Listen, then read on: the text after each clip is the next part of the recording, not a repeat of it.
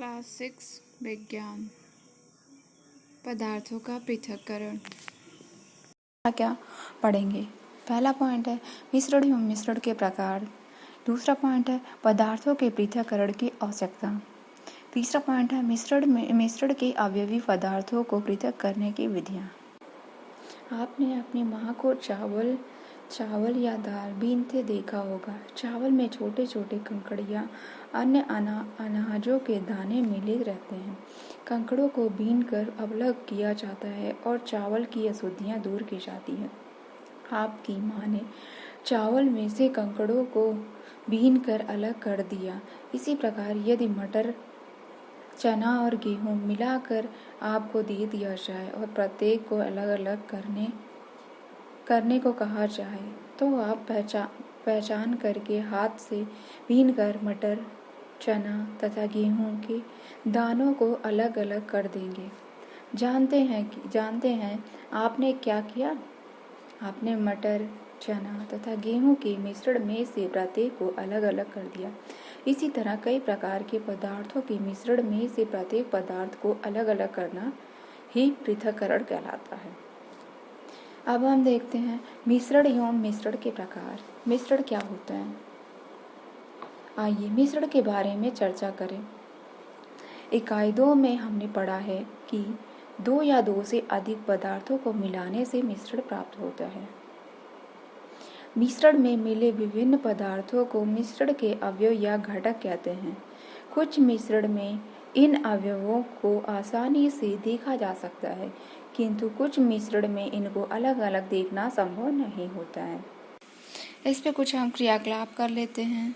एक कागज पर थोड़ी बालू और लोहे की छीलन को मिलाकर रखिए। आपने क्या देखा?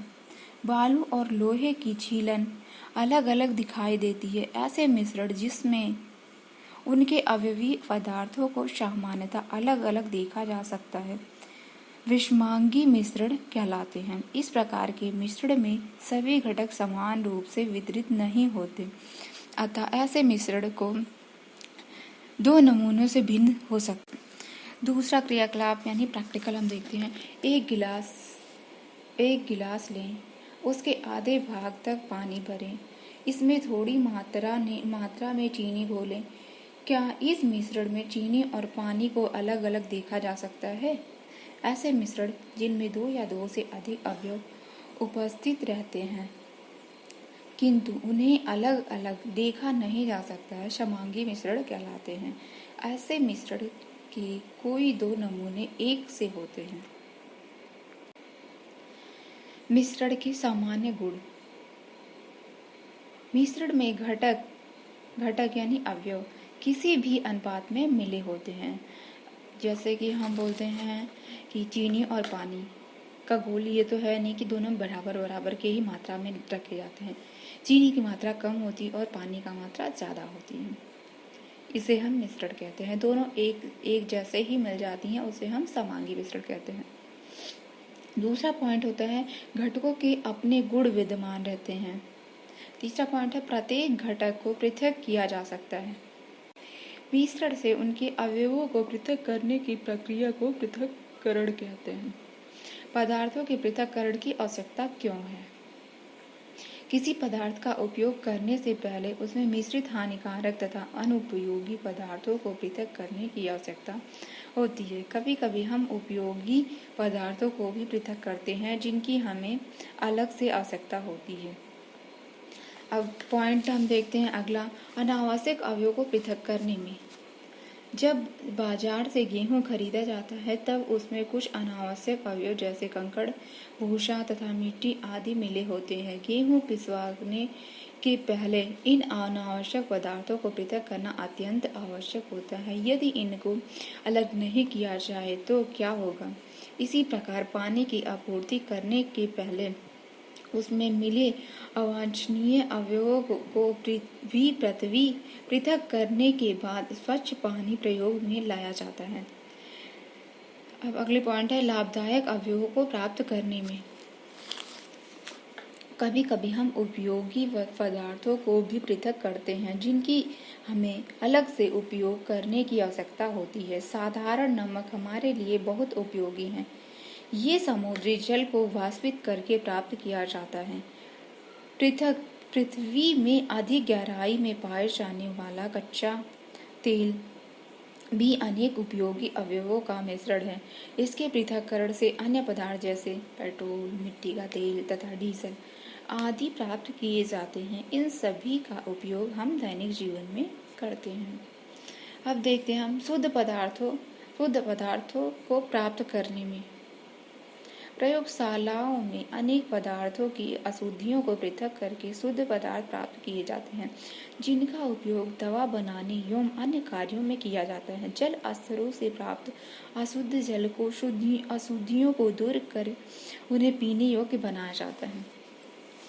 अब अगली पॉइंट हमारी होती है मिश्रण के घटकों का अनुपात ज्ञात करने में। इसके अंदर हम पढ़ते हैं, इसके लिए हम पदार्थों के पृथक्करण की साधारण विधियों का उल्लेख करेंगे। इनमें से कई विधियों का प्रयोग आपने अपने दैनिक क्रियाकलापों में की होगी। आपने दैनिक जीवन में उपयोग होने वाले मंजन, चूर्ण, टेलकम, पाउडर आदि को देखा होगा कि किन किन घटकों से किस अनुपात में मिलकर बने हैं। इन घटकों की जानकारी पृथक्करण की विभिन्न विधियों से ज्ञात होती है। इसी जानकारी के द्वारा हम स्वयं भी इनका निर्माण कर सकते हैं। पृथक्करण की विधियां, हम अलग जैसे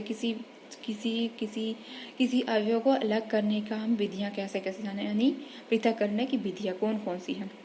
लोहे और लकड़ी के बुरादे के मिश्रण से उनके घटकों को पृथक करने में किस गुण का उपयोग किया जाता है। लोहे और लकड़ी के बुरादे के मिश्रण से लोहे को पृथक करने में लोहे के चुंबकीय गुण का उपयोग किया जाता है। चुंबक लोहे को आकर्षित करता है, लकड़ी के बुरादे को नहीं। चुंबक द्वारा लोहा अलग हो जाता है और लकड़ी का बुरादा शेष रहता है। पृथक्करण की इस विधि को चुंबकीय पृथक्करण विधि कहते हैं। इसी प्रकार चीनी और बालू के मिश्रण से चीनी को पृथक करने की प्रक्रिया में पानी में चीनी की विलयता को आधार बनाया जाता है। चीनी पानी में विलय है किंतु बालू पानी में अविलय है। इस प्रकार पृथक्करण की प्रक्रिया में मिश्रण के एक घटक के रूप के उस गुण का उपयोग किया जाता है जो दूसरे घटक में ना हो।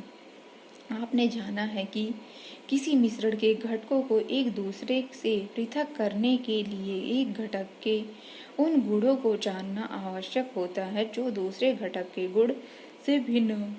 फिर इसी गुण का उपयोग करते हुए पृथक्करण की विधियों का चयन किया जाता है।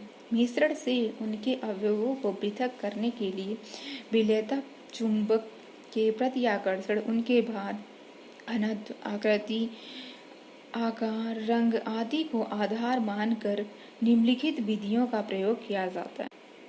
ठोस पदार्थों को ठोस से पृथक करना, फटकना और ओसाना। घरों में आपने अपनी माँ को सूप से गेहूं व चावल को फटक कर साफ करते हुए देखा होगा। इस विधि द्वारा वे सूप से अनाज में मिली हल्की अशुद्धियों को अलग करती हैं। अलग करने की इस विधि को फटकना कहते हैं। वे ऐसे क्यों करती हैं? इस विधि द्वारा मिश्रण के हल्के ठोस घटकों को उनसे भारी ठोस घटकों से पृथक किया जाता है। खलिहानों में किसान को वायु की सहायता से गेहूं को साफ करते देखा होगा। किसान भूसा युक्त अनाज को ऊंचे स्थान पर रखा खड़ा होकर गिराता है, जिससे गेहूं उसके पास गिरता जाता है और हल्का भूसा हवा से उड़कर एकत्र हो जाता है। पृथक इस विधि को ओसाना कहते हैं। अब अगली विधि हमारी होती है थ्रेसिंग। आपने खेत अथवा खलिहानों में तुअर मतलब क्या होता है? अरहर, धान की सूखे पौधे के गट्ठर या ढेर देखे होंगे। पौधे से अनाज अलग करने के पहले पौधों को धूप में सुखाया जाता है। इस विधि में अनाज के कणों को अलग अलग करने के लिए पौधों को पत्थरों या लकड़ी के पटरों पर पीटते हैं। अन्य कणों को पके हुए पौधों से अलग करने की प्रक्रिया को थ्रेशिंग कहते हैं। अधिकांश क्षेत्र में अन्य कणों को पृथक करने के लिए थ्रेशिंग मशीनों का भी उपयोग किया जाता है। अगली पॉइंट है हमारी अगली विधि है बीनना। इस विधि का उपयोग हम दाल, चावल, गेहूं आदि से अशुद्धियों को दूर करने के लिए करते हैं। इसमें अशुद्धियों की मात्रा प्रायः बहुत अधिक नहीं होती। घरों में चावल अथवा दाल को पकाने से पहले इन्हें बीनते हुए हम प्रतिदिन देखते हैं। चावल अथवा दाल में कुछ अनुपयोगी पदार्थ जैसे कंकड़, मिट्टी आदि मिले होते हैं, जो चावल अथवा दाल की आकृति, आकार अथवा रंग से भिन्न होते हैं, अतः इन्हें हाथ से बीन कर पृथक करते हैं। अगली विधि होती है चालना। चालना होता है, आपने आटे से रोटी बनते देखी होगी। रोटी बनाने के लिए चलनी से आटा चालते भी आवश्यक देखा होगा। चलनी से आटा चालने पर चलनी में